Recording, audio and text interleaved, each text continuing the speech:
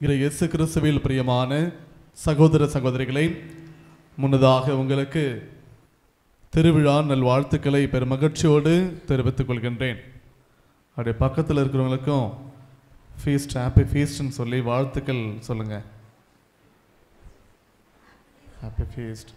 சத்தத்தை காணும், ஒரு சந்தோஷத்தை காணும். ஓகே, எல்லாம் எப்படி இருக்கீங்க?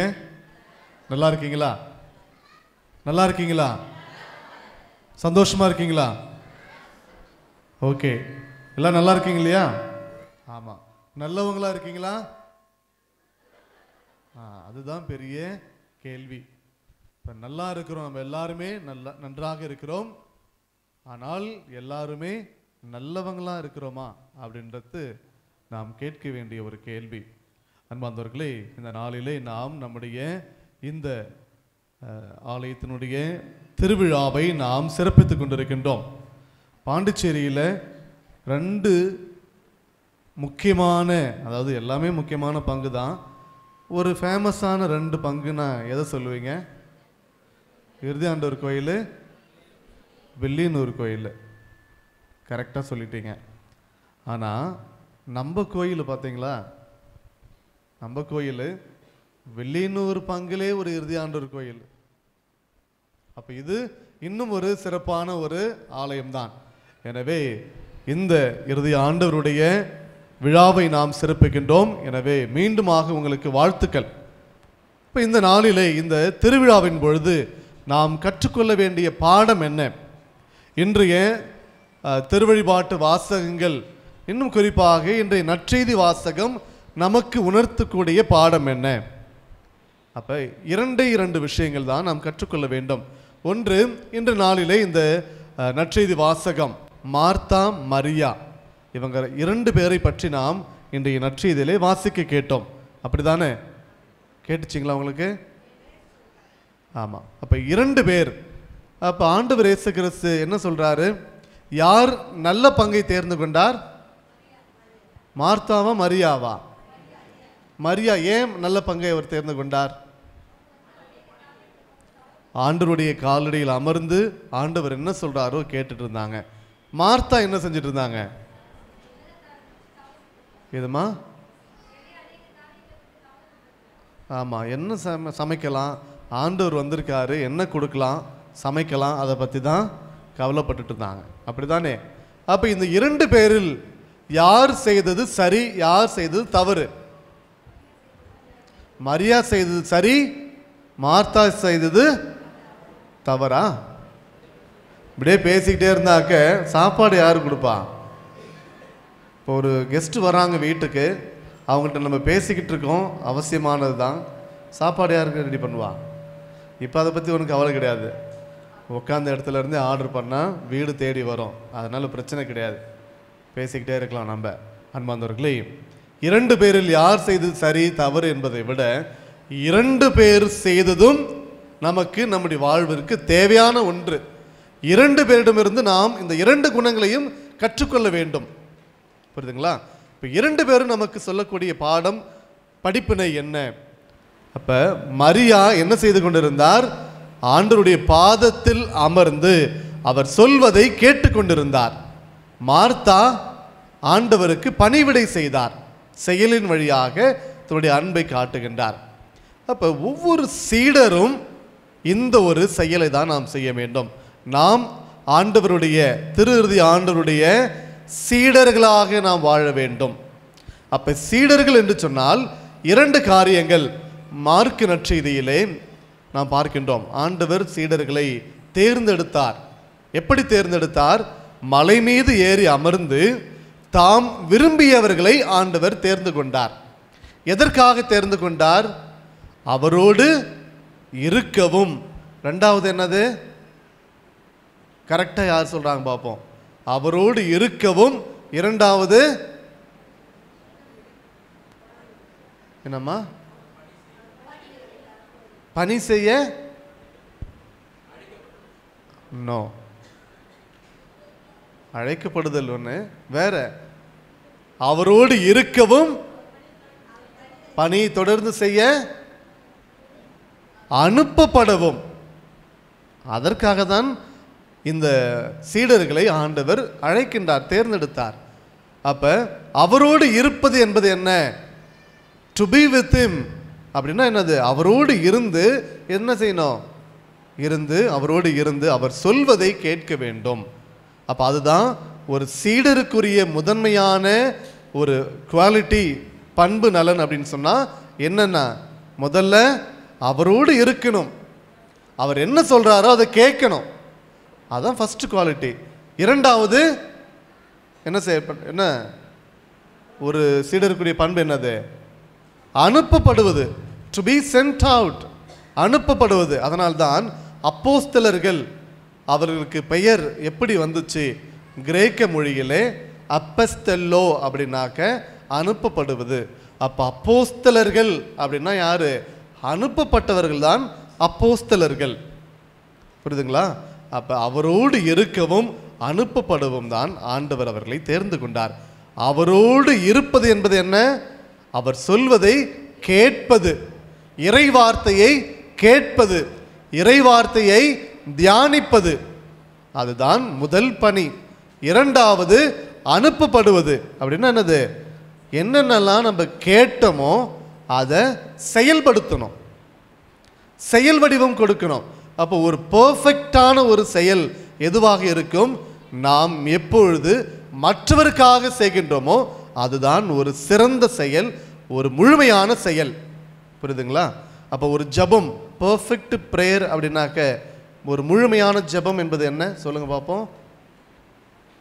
முழுமையான ஜபம் என்பது என்ன? நாம் எப்போ மற்றவர்களுக்காக ஜபிக்கின்றோமோ அதுதான் முழுமையான ஜபம். அப்போ ஒரு முழுமையான செயல் என்பது என்ன?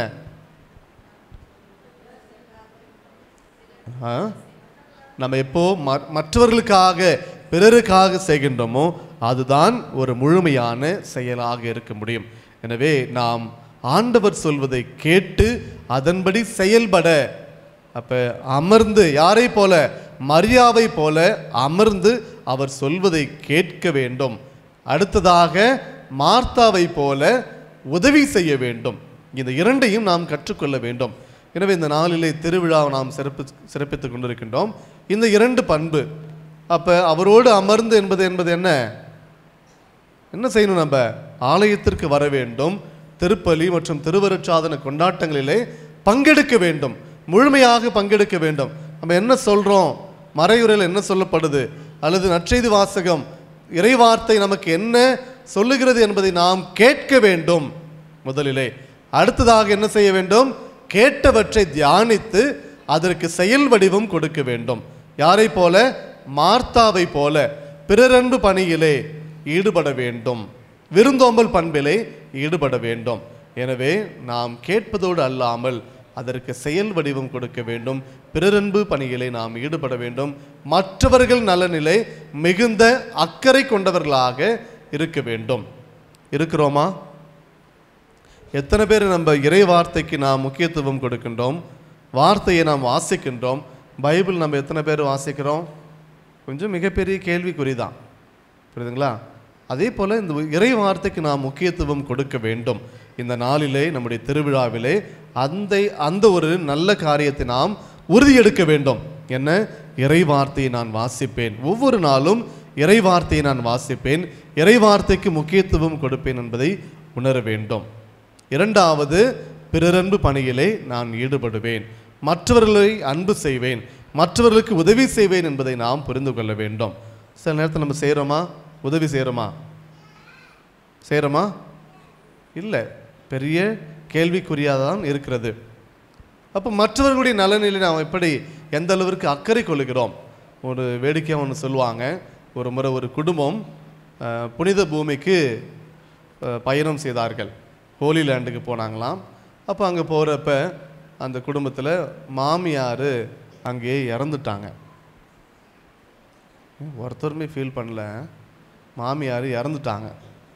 இறந்தப்ப அங்கே கூட்டு போவாங்க பார்த்தீங்களா, கைடு இருப்பாங்க இல்லையா, அந்த கைடு ஒருத்தர் சொல்கிறாரு, சார் உங்கள் மாமியார் இறந்துட்டாங்க, அவங்கள அடக்கம் செய்யணும்னா, எங்கேயும் அடக்கம் செய்யணும்னா கம்மியான செலவு தான், ஒரு $50 நம்ம முடிச்சிடலாம். இதுவே உங்கள் ஊருக்கு நீங்கள் கொண்டு போகணும் அப்படின்னா கொஞ்சம் செலவாகும், ஒரு $5000 செலவாகும். எது உங்களுக்கு வசதி அப்படின்னு சொல்லி கேட்குறாங்க. என்ன சொல்லியிருப்பார் அவர்?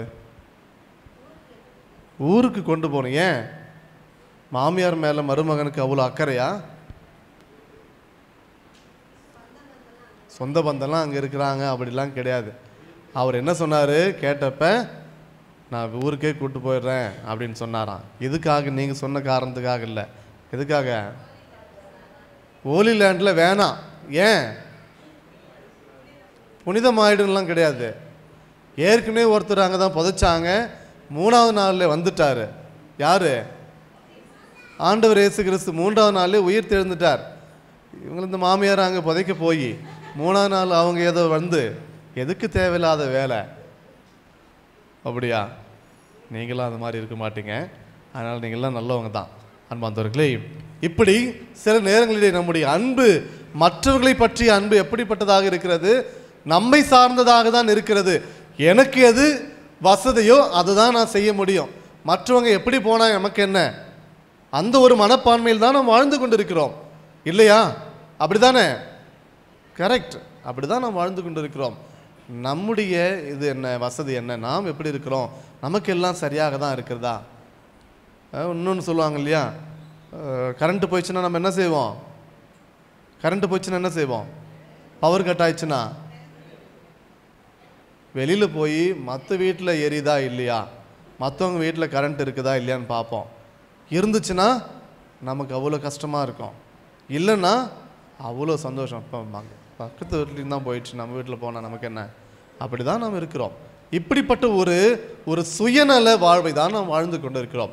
ஒரு கவிஞர் அழகாக சொல்லுவார், தன் பெண்டு தன் பிள்ளை சோறு வீடு என்போன் கடுகு போல உள்ளம் கொண்டவன். கடுகு பார்த்துருக்கீங்க இல்லையா? கடுகு ரொம்ப சின்னதாக இருக்கும். அப்போ தன் பெண்டு தன் பிள்ளை சோறு வீடு, என்னுடைய நலன், என்னுடைய மனைவி, என்னுடைய மக்கள், என்னுடைய வீடு, என்னுடைய சுற்றத்தார் என்று ஒரு சிறிய வட்டத்தில் வாழ்ந்து கொண்டிருக்கிறவன் எப்படிப்பட்டவன்? கடுகு போல உள்ளம் கொண்டவனாக இருக்கிறோம். அப்போ நம்ம எல்லாருமே அப்படி தான் இருக்கிறோம். ஏதாவது ஒரு விதத்தில் நம்ம அப்படி தான் வாழ்ந்து கொண்டிருக்கிறோம். என்னுடைய வசதி, எனக்கு என்ன சரின்னு படுதோ அதை தான் நான் செய்கிறேன், எனக்கு எது வசதியாக இருக்கிறதோ அதை தான் நான் செய்கிறேன். மற்றவர்களுடைய நலனிலே அக்கறை என்பது துளியும் இல்லாத ஒரு வாழ்வை நான் வாழ்ந்து கொண்டிருக்கிறேன். சுயநலம் மிகுந்த ஒரு வாழ்வை வாழ்ந்து கொண்டிருக்கிறேன். இந்த இடத்துல நம்ம என்ன பெரிய திருவிழா கொண்டாட போகிறோம்?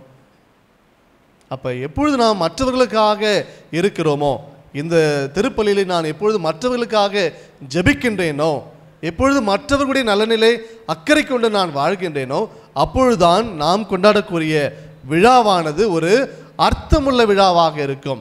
அதிலே ஒரு அர்த்தம் இருக்கும். இல்லை என்று சொன்னால் நம்ம கொண்டாடுற விழாவிலே எந்தவித அர்த்தமும் கிடையாது. அன்பார்ந்தவர்களே, நாம் ஒவ்வொருவரும் நம்முடைய ஆண்டவர் இயேசு கிறிஸ்துவுடைய சீடர்களாக இருக்க வேண்டும்.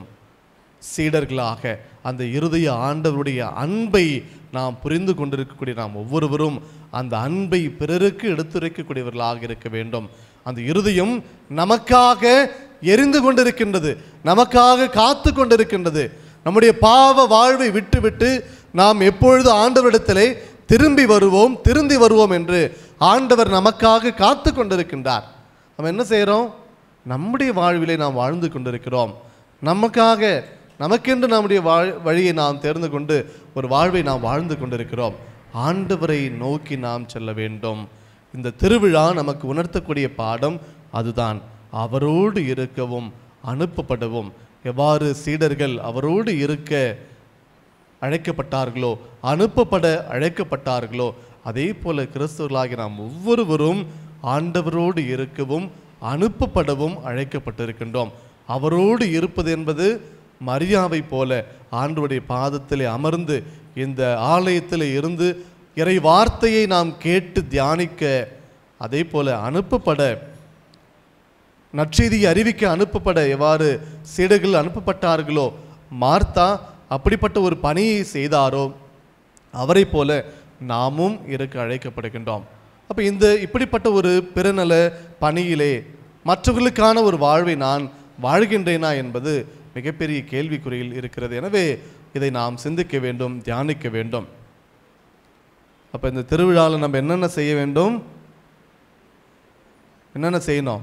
சீடர்களாக இருக்க வேண்டும். சீடர்களாக இருப்பது என்பது என்ன? முதல் இது என்ன? என்னது முதல்ல? எல்லாம் மறந்துட்டீங்க. என்ன ஃபாதர் நீங்கள் சொன்னீங்கன்னு புரியல இல்லை? கொஞ்சம் சீக்கிரம் முடிங்கன்றீங்களா? முடிச்சிடுறேன். ஆனால் என்ன சொன்னேன்னு தெரியல. இன்னும் அவரோடு இருக்கவும், யாரை போல? மரியாவை போல அனுப்பப்பட பற்பல பணிகளை செய்வதற்காக, அல்லது இறை வார்த்தையை போதிப்பதற்காக, விருந்தோம்பல் பணி செய்வதற்காக, உதவி செய்வதற்காக யாரை போல? மார்த்தாவை போல இருக்க நாம் அழைக்கப்படுகிறோம். எனவே இந்த நாளிலே அந்த ஒரு அருள்வரத்தை நாம் நாடுவோம்.